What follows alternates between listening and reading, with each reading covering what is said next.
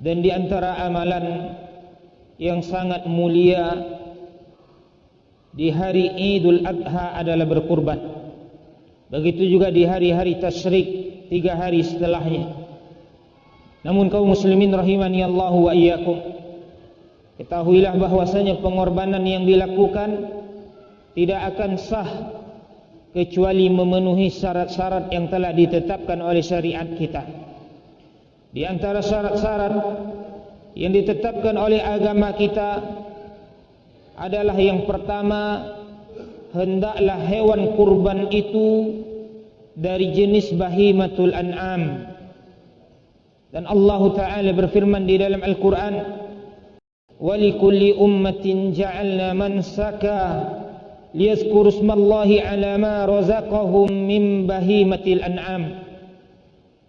Dan untuk tiap-tiap umat kami jadikan ibadah korban atau sembelihan bagi mereka, agar mereka mengingat nikmat-nikmat Allah yang telah Allah rezekikan kepada mereka berupa bahimatul an'am.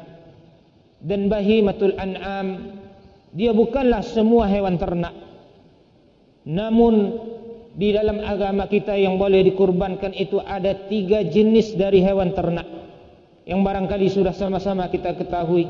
Yang pertama yaitu unta dengan semua jenis, baik unta yang berpunuk 1 ataupun unta yang berpunuk 2, baik unta yang berwarna merah ataupun selainnya.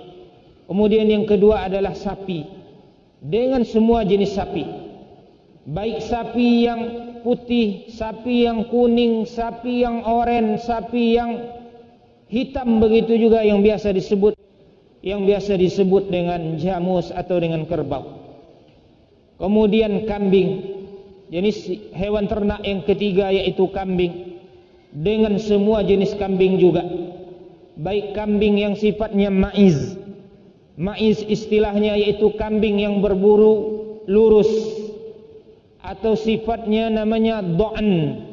Do'an ini adalah kambing yang berbulu tebal yang biasa disebut dengan domba biri-biri atau jenis yang lainnya. Maka semua ini dibolehkan, diizinkan oleh syariat, dan tidak ada jenis yang keempat walaupun harganya lebih mahal daripada sapi mungkin. Tidak boleh dikurbankan kuda, tidak juga boleh rusa, tidak boleh kelinci, ayam atau yang lainnya. Kemudian syarat yang kedua, wahai kaum muslimin, agar sembelihan kita itu sah adalah hendaklah hewan kurban kita itu telah mencapai umur yang telah ditetapkan oleh syariat Islam. Nabi kita sallallahu alaihi wasallam bersabda, "La tazbahu illa musinnah."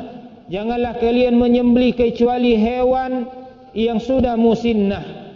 Hewan musinnah ini kata para ulama adalah untuk unta yang telah berumur 5 tahun, genap 5 tahun dan telah memasuki tahun ke-6. Dan untuk sapi adalah sapi yang telah berumur 2 tahun, telah genap 2 tahun, masuk tahun yang ketiga atau jalan tahun yang ketiga. Sementara untuk kambing adalah yang berumur 1 tahun, yang berumur genap 1 tahun. Lalu Nabi kita sallallahu alaihi wasallam bersabda, "Illa an ya'sura 'alaikum fatazbahu jaza'atan minad dha'n." Kecuali kalau seandainya susah bagi kalian untuk mendapatkannya, maka diperbolehkan untuk menyembelih domba yang berumur 6 bulan. Domba diizinkan yang berumur 6 bulan, namun kambing yang berbulu lurus, yang bulunya lurus, kambing biasa, maka mesti 1 tahun atau lebih. Namun kalau domba diizinkan oleh baginda Nabi kita sallallahu alaihi wasallam yang berumur 6 bulan. Muslimin rahimani Allah wa iyyakum. Kemudian syarat yang ketiga agar sembelihan pengorbanan kita itu sah adalah hendaklah hewan kurban itu disembelih di waktu yang telah ditetapkan oleh syariat Islam. Dan waktu yang ditetapkan itu adalah dimulai setelah sholat Idul Adha sampai nanti di hari ke-13 dari bulan Zulhijjah atau di hari terakhir dari hari tasyrik sebelum matahari terbenam. Jadi waktu menyembelih ada 4 hari. dimulai dari tanggal 10 Zulhijjah, namun dimulainya itu setelah melaksanakan sholat Id. Di antara para sahabat ada yang menyembelih setelah subuh, dan dia mengatakan, wahai Rasulullah, saya ingin agar hewan kurban saya menjadi hewan yang pertama kali dimakan oleh kaum muslimin. Lalu Nabi kita sallallahu alaihi wasallam mengatakan, sembelihanmu adalah sembelihan kambing biasa. Makan kambing biasa. Ini bukan kurban. Dan Nabi sallallahu alaihi wasallam menyuruhnya untuk menyembelih seekor lagi setelah melaksanakan sholat.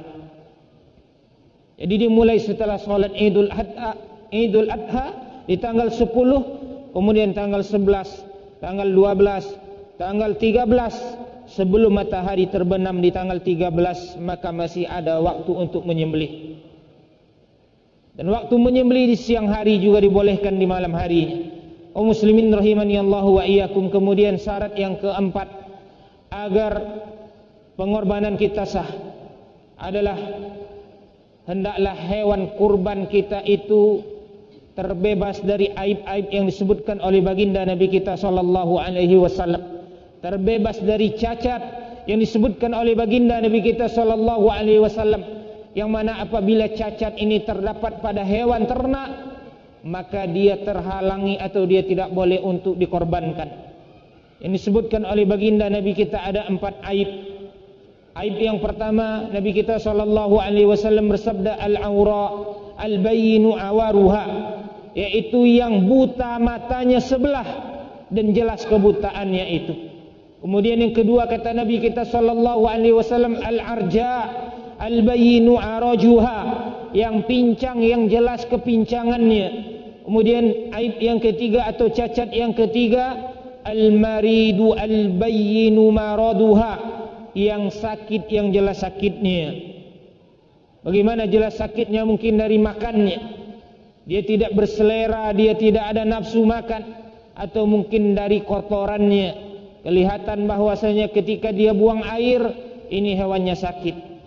Muslimin rahimani Allah wa iyyakum. Kemudian yang keempat kata Nabi kita sallallahu alaihi wasallam, atau aib yang keempat adalah al-hazilatul lati la tunki, yaitu hewan yang sudah sangat kurus atau dia sangat tua sekali, yang sudah tidak memiliki sumsum, yang mana otaknya sudah tidak ada lagi, dan kalau tulangnya itu dipatahkan maka tidak ada lagi sumsum di dalamnya.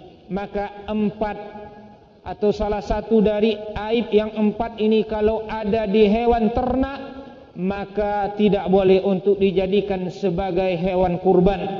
Dan para ulama kita menjelaskan, kalau ada aib yang lebih besar lagi daripada aib 4 ini, maka dia lebih layak untuk tidak dikorbankan. Seperti apa aib yang lebih besar daripada aib yang 4? Umpamanya yang kedua matanya buta. Nabi kita mengatakan yang sebelah matanya buta, yang jelas kebutaannya. Kalau dua-dua matanya buta, maka lebih layak lagi untuk tidak dikorbankan. Kemudian Nabi kita mengatakan yang pincang, yang jelas kepincangannya. Maka kalau seandainya satu hewan kurban dia tidak bisa berdiri lagi, atau buntung malah kakinya, maka dia tidak sah untuk dijadikan sebagai hewan kurban. Adapun aib yang lebih kecil, yang lebih ringan dibandingkan yang 4 tadi, maka dia diizinkan, dibolehkan untuk dikurbankan. Akan tetapi wahai kaum muslimin, semakin sempurna, semakin sehat, semakin baik hewan kurban kita itu, tentu akan semakin sempurna juga pahala yang akan kita dapatkan. فطوبى للغرباء